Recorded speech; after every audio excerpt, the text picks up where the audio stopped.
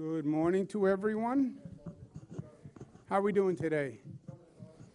All getting ready for Thanksgiving? Beautiful day, socially distanced. It's a pleasure to be on Long Island. It's a pleasure to be at the Wyandanch Wheatley Heights Ambulance Company. Let me thank Chief Tanya Rivers for hosting us today. Thank you very much. Thank you, Chief. Is that what we call you, Chief? They call you Chief at home? Yeah.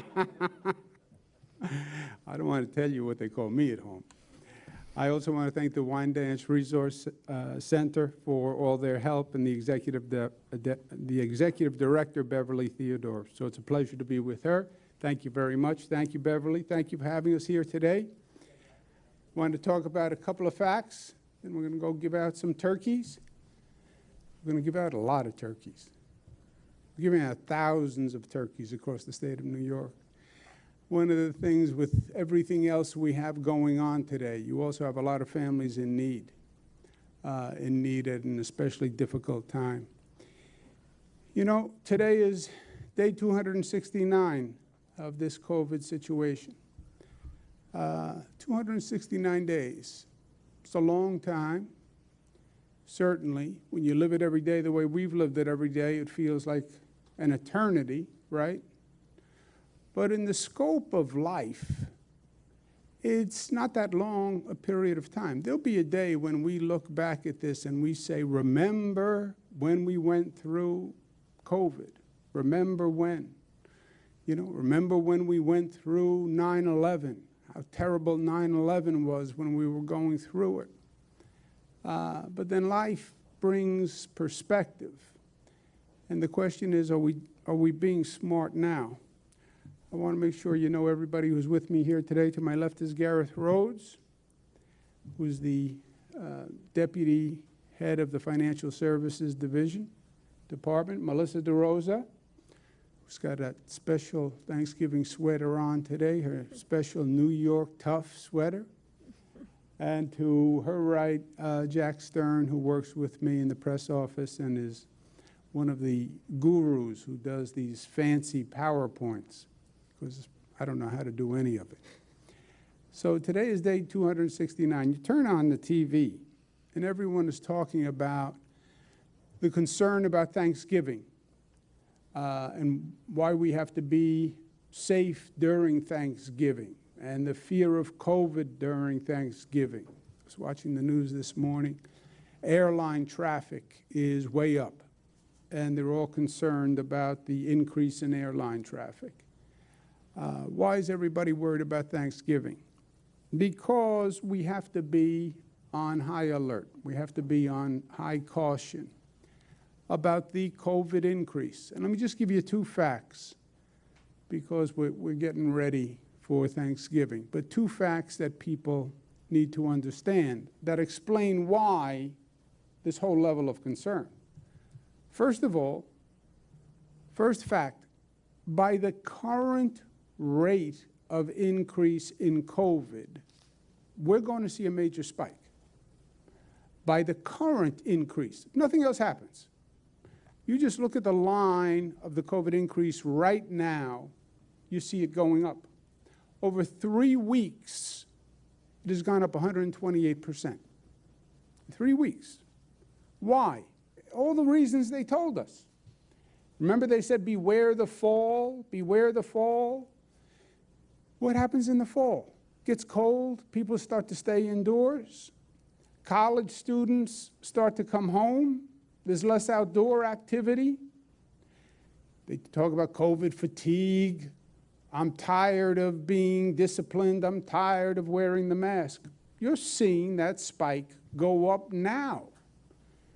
3 weeks, we went from 1,200 cases in the state to about 2,800 cases now, just by that current line. And you just factor out that line, and it just keeps going up, right? We used to talk about flattening the curve. Long Island, 149% increase in 3 weeks. Higher increase than across the state. Went from 141 cases per day to 351 cases per day. That's Long Island. Worse than the statewide increase. Okay, so that's the current situation. And then what happens? Now you have the holiday season. Thanksgiving isn't just Thanksgiving. Thanksgiving is the start of the holiday season. And the holiday season is 37 days. What do you mean? Look what happens. Thanksgiving, next day, Black Friday. Everybody's saying we have to get ready for Christmas. Hanukkah's coming, Kwanzaa's coming. Right away, day after Thanksgiving, you go right to the Christmas season. Music changes, shopping, everybody starts. And then that increased activity goes all the way through New Year's Eve, New Year's Day. And that is a period of increased social activity. Come over for a drink, we're going to have an office party, I'm having a house party, let's get together for the holiday season, right? We do that every year. That's increased social activity. The more increased social activity, the more that virus is going to spread. Let's say that we have that current rate of increase. Let's say the holiday season only increases at 20%, which is the low end of what the experts suggest. So that holiday season, the increase in activity only increases the current rate by 20%. Look what happens. New York State, today we have 2.9% positivity. We go to 12% positivity. That's a problem. Long Island today has 3% positivity, goes to 18% positivity. That's a problem. Today, 351 people go into the hospital about every day because of COVID. It goes up 20%, 1,400 people per day going into the hospitals. That, my friends, is a real problem. So, Thanksgiving, we urge caution. Really, it shouldn't be about just Thanksgiving. Really, we're saying this holiday season, we have to be smarter and different than we've handled past holiday seasons because it's not a normal holiday season. Celebrate with your family. State rule is no more than 10 people in the household. You know, nowadays everybody has a different opinion about everything. Everything is politics nowadays. You notice that? Everything is political. This is not political. Donald Trump, his administration, his CDC, Centers for Disease Control, says celebrate only with your household, only with the people you've been with, only your pod. You talk about a pod now. Only your family. That's Donald Trump. President-elect Biden's advisors say the same thing. When is the last time you heard Donald Trump's advisors and Joe Biden's advisors saying the same thing? Right? Never. This is the only thing that I have heard them agree on. So this is not about politics. This is about just health experts looking at those facts that you just saw. It's going up anyway. It goes up a little bit. We're going to have a problem. This is not a normal Thanksgiving. It was not a normal summer.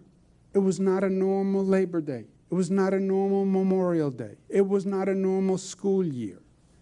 Nothing is normal because it's not normal.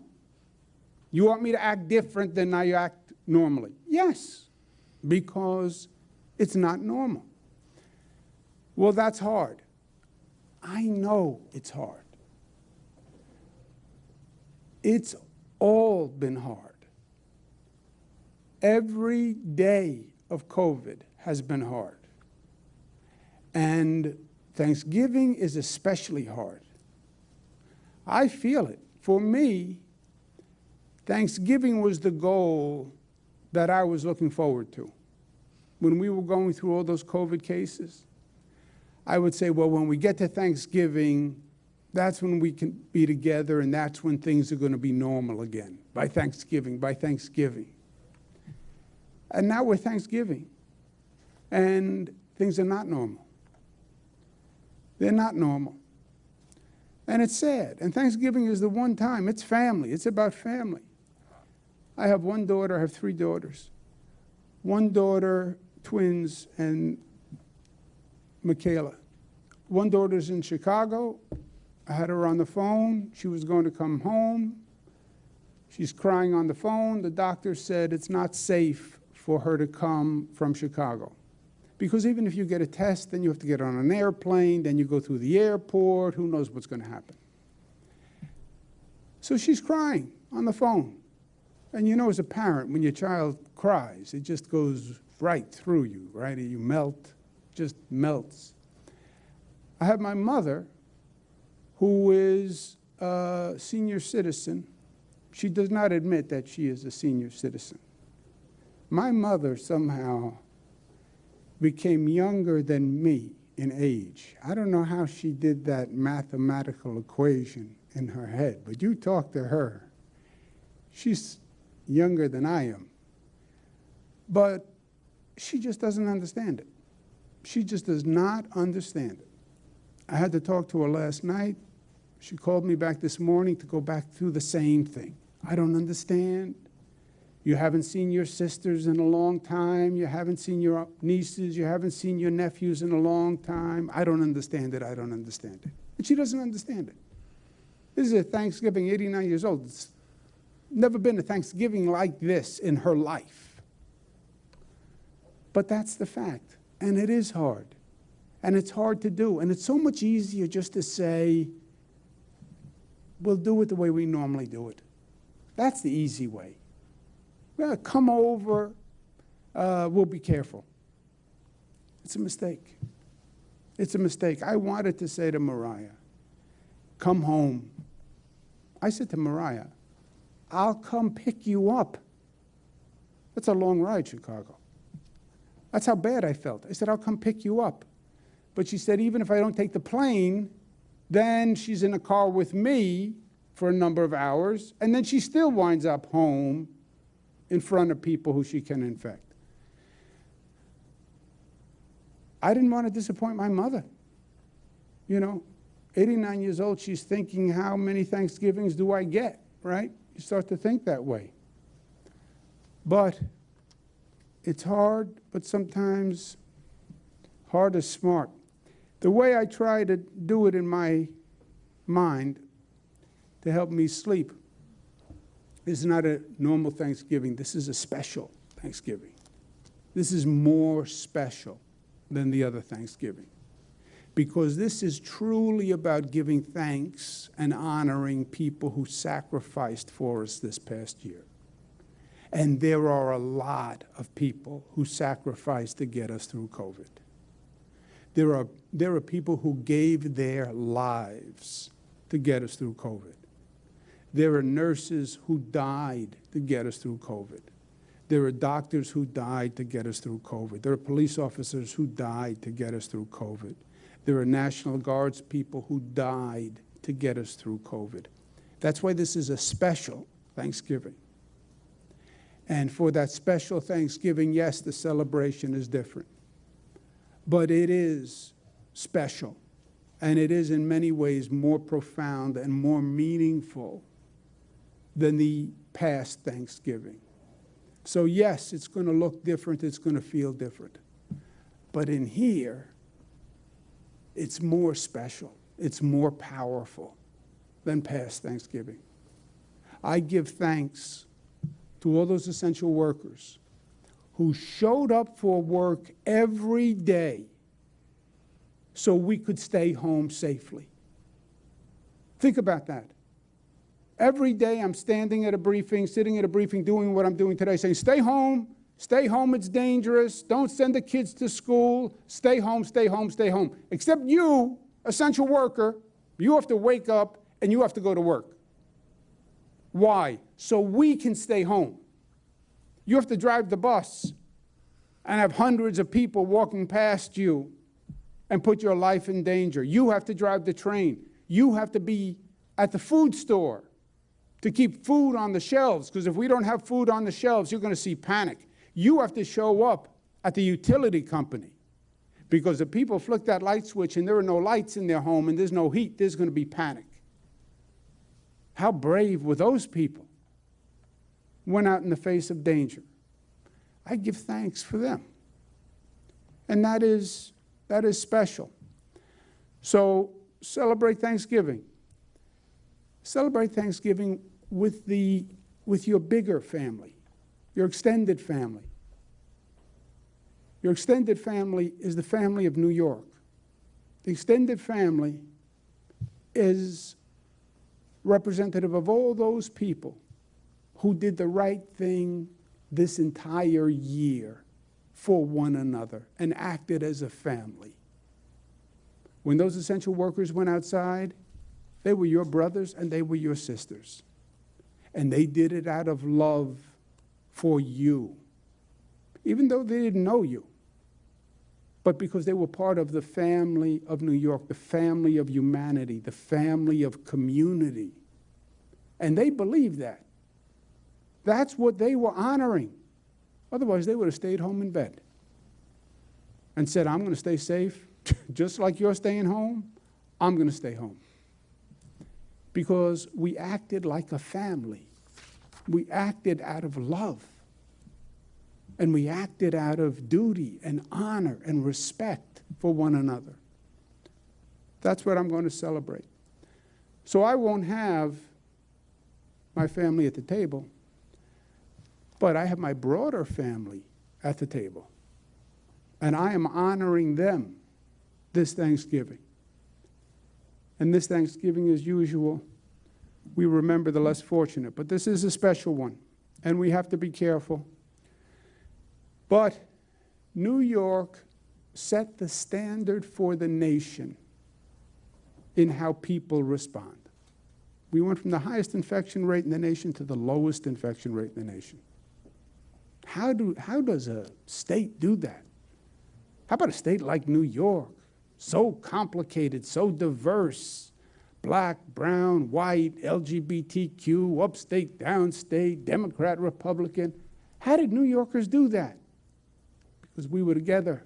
We came together. We rose above the differences. We didn't focus on differences. We found the commonality. That we are all connected. You're my sister. You are my brother. You're my sister. You're my sister. And I feel that responsibility and that connection to you. And that's the family of New York. And that's what we call New York tough. We're smart. We're united as a family. We're disciplined, putting on this thing. And we love one another. We love. And we're tough enough to say we love.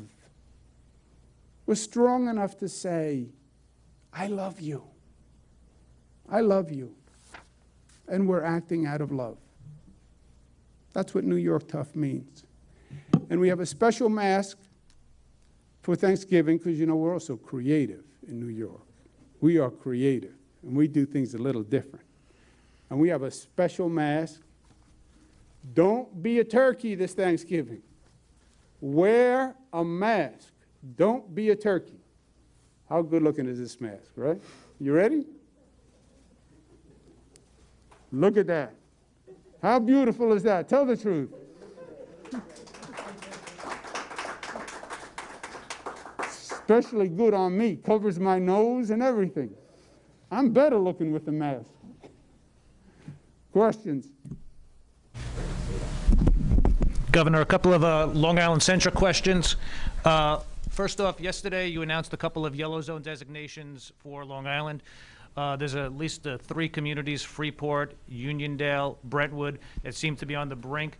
Any additional cluster zone designations for Long Island? Gareth?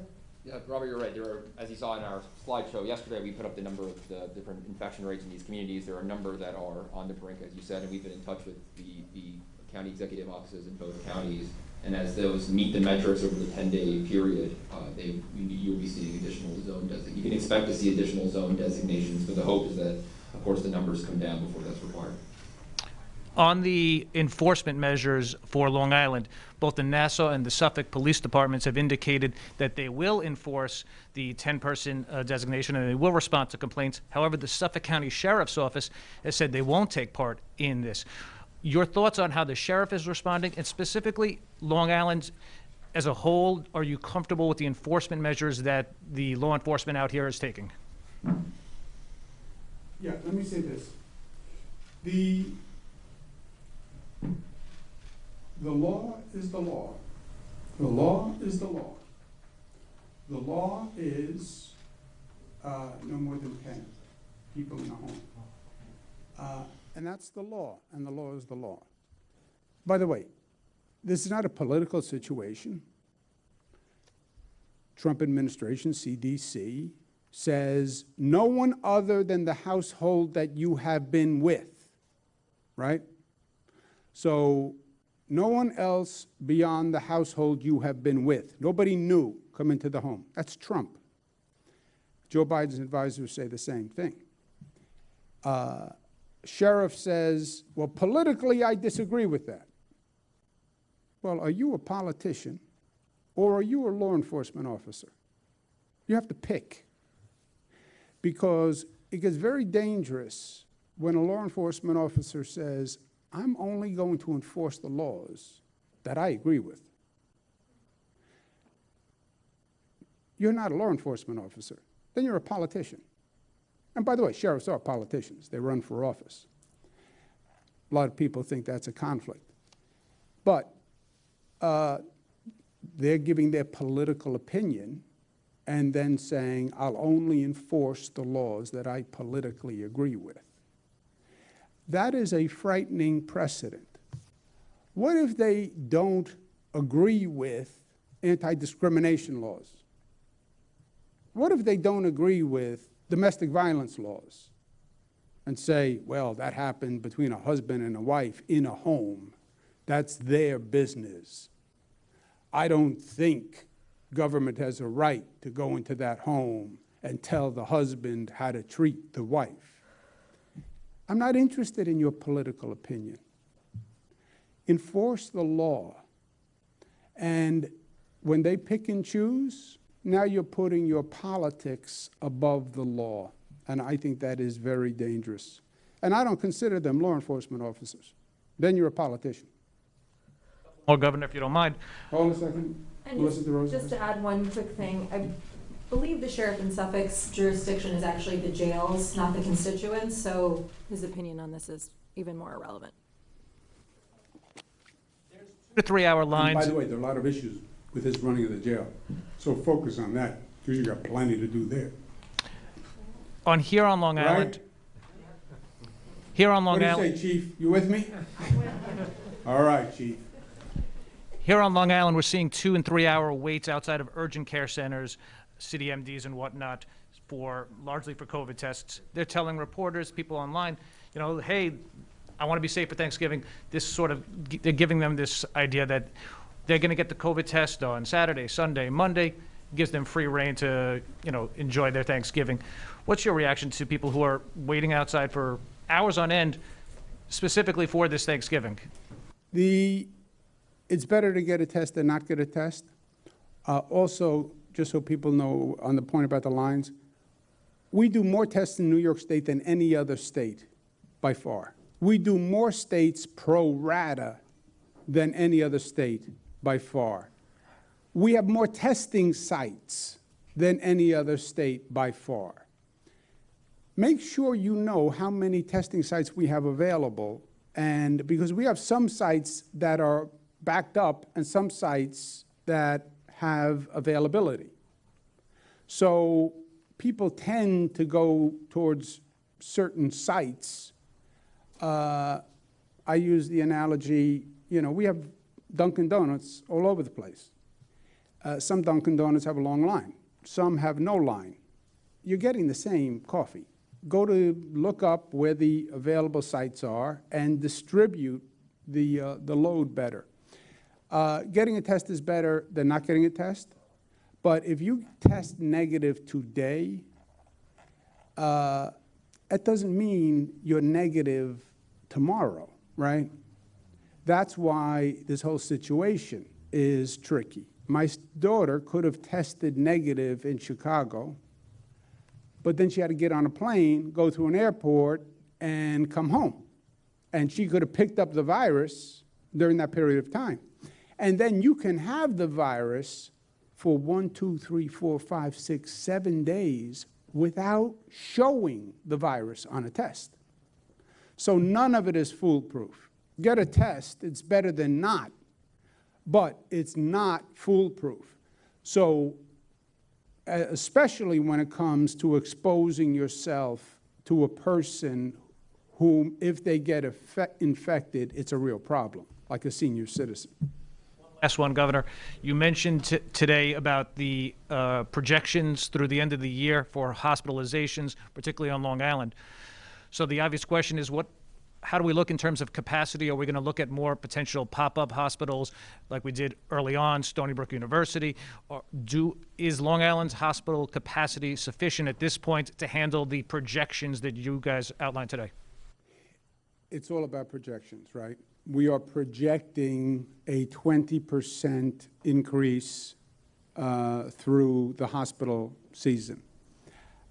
Some people say that's low, some people say it's high. Experts. Nobody's been here before, so nobody knows. If we are in that range, we have the hospital capacity. If we are above that range, then we would start to look at emergency hospital beds. On Staten Island, we had to already open an emergency hospital facility because on Staten Island, the numbers went up so high that it overwhelmed the hospitals in Staten Island. So it's a serious situation. So bottom line, see that good-looking mask? Chief, how good-looking is this mask, Chief? Really good. Is this the best-looking mask you ever saw, Chief? Yeah, take a picture of that mask, right? Because it is so good-looking. All right. Thank you all. Happy Thanksgiving. Be safe. Wear that good-looking mask, and we'll be all right. Thank you. Thank you for having us. Let's go give out some turkeys.